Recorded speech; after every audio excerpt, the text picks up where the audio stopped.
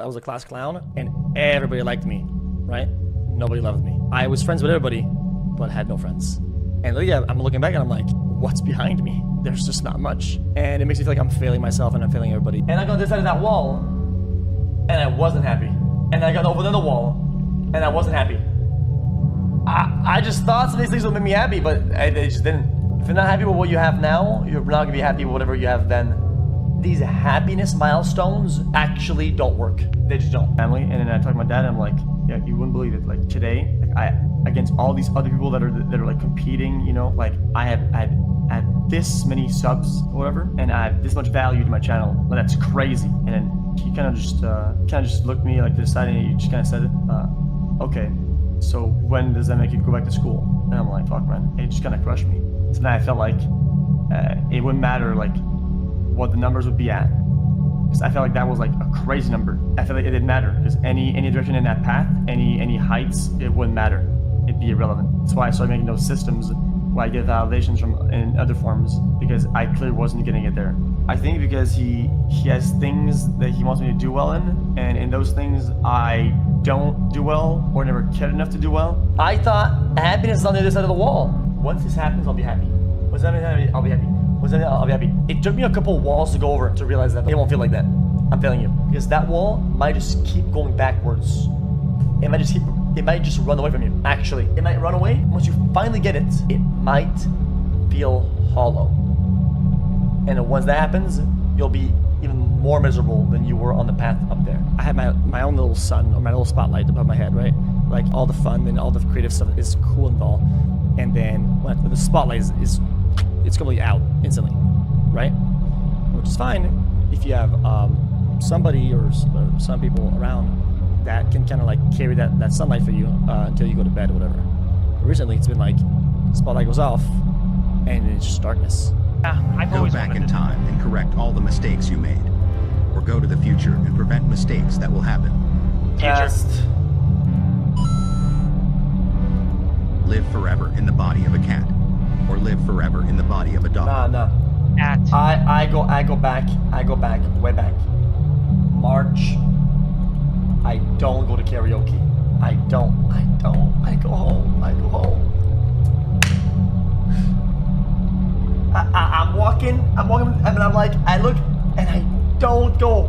I go home, Jesse! I'm just kind of like trying to stay above water, trying to like stay alive and just kind of breathing above water, if that makes sense. And I feel like it's not me, it's not who I am, you know? And it kind of sucks to like see myself that way. I just have to move, it is what it is.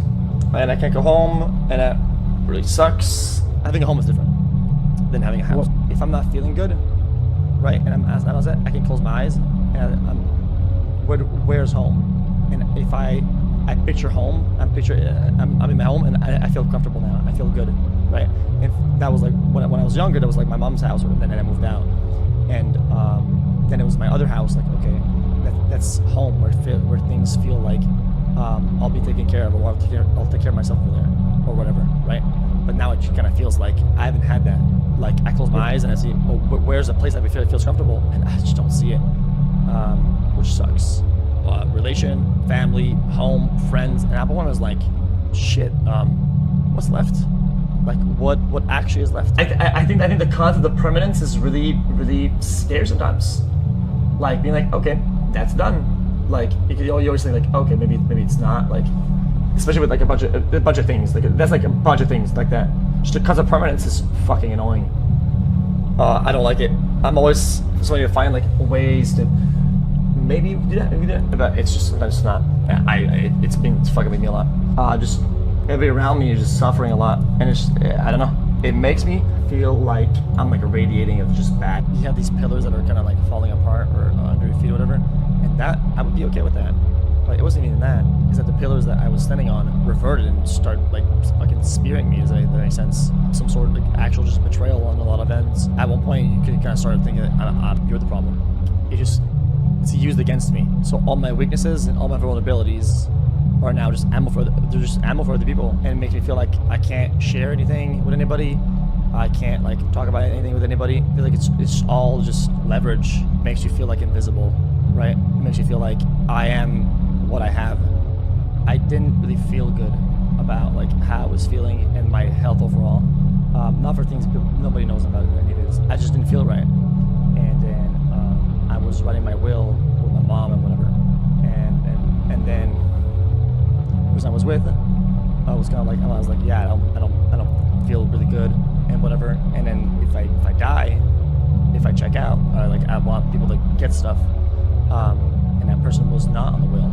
And then it was like a moment where I'm like really vulnerable at my kind of lowest. Like it's kind of like oh wow, like I'm so scared. I'm writing a will down, hearing them just say like, okay, then if that happens, then what do I get? So I'm like, wow, shit, that's tough.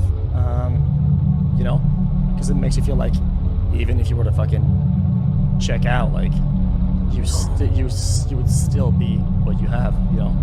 And you're just like, you know what, fuck it, I'm just gonna ghost them and just throw them away. And it's like, now I know it's done. I'm not gonna get sad or annoyed by it when it happens or why, or the scenario of it. If I throw them away now, and I prevent myself from having something good, then I can't break it. And it becomes like, where you have this kind of belief that you're not allowed to have good things. That's kind of how it was for me. And I would lock myself out of having good things because I know I can't have them. You know, I'm gonna fuck it up. It doesn't matter like how easy I get it, how hard I work for something that I'll have.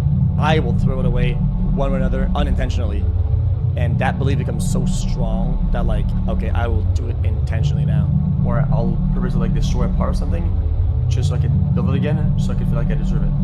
Yes, sometimes I'll build a tower, right? Like a success in one way or another, or I'll build something.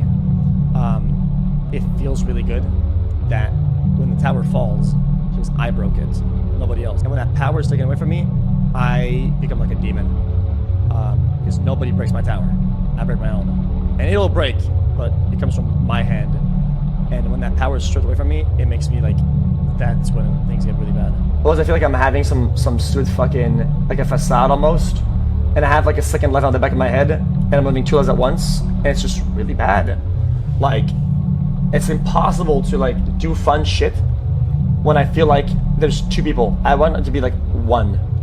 I feel like I'm playing like a role that I have to. I really need time, man. I really need time. I feel like I adulted like fucking 10 years in about 8 months. Wish I could have just stayed a fucking child, dude.